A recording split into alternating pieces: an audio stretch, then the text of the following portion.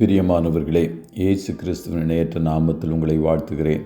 இந்த மன்னாற்றுடைய இந்த டெய்லி பாட்காஸ்டை கேட்கிற உங்கள் ஒவ்வொருவரையும் கர்த்தர் ஆசீர்வதிப்பாராக.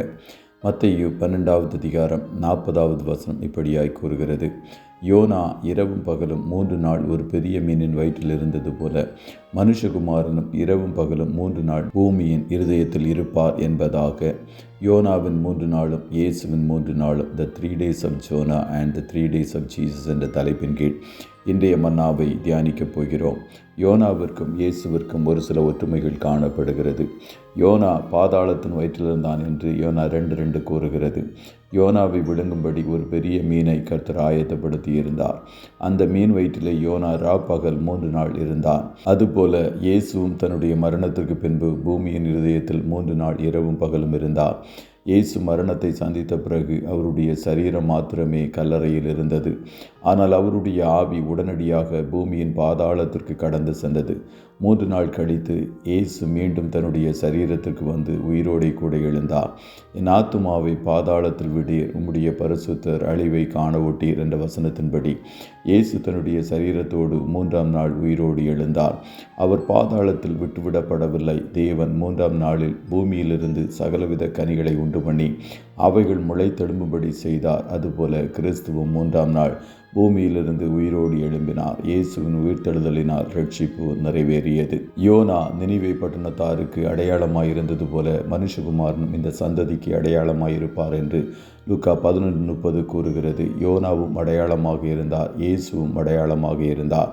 ஆண்டவர் தாமே உங்களுக்கு ஒரு அடையாளத்தை கொடுப்பார். இதோ ஒரு கன்னிகை கர்ப்பவதியாகி ஒரு குமாரனை பெறுவாள், அவருக்கு இம்மானுவேல் என்று பெயரிடுவாள் என்ற வசனத்தின்படி இயேசுவின் பிறப்பு ஒரு அடையாளம், அதுபோல அவருடைய இறப்பும் ஒரு அடையாளம்.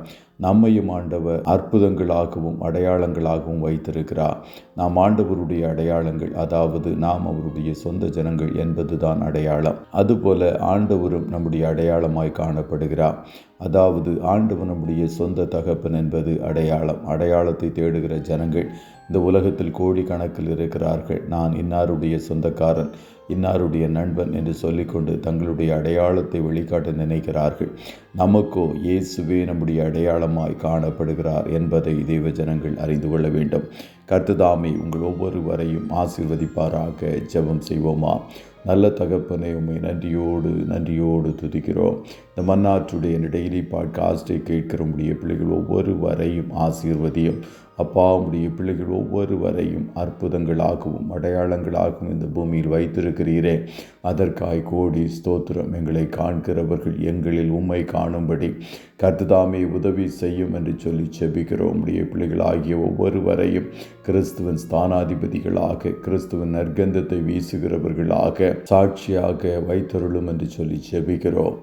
இன்றைய தினம் உம்முடைய பிள்ளைகள் கையிடுகிற வேலைகளை ஆசீர்வதியும், போக்கிலும் வரத்திலும் உடனரும் காரிய சித்தியை கர்த்தனீர் கட்டளையிடுவீராக. இயேசுவே, நன்மையானவைகளை பேசுகிற உம்முடைய இரத்தத்தின் பாதுகாப்பிற்குள்ளாய் ஒவ்வொருவரையும் கொடுத்து உம்முடைய நாமத்தில் வாழ்த்தி ஜெபிக்கிறோம் நல்ல பிதாவே.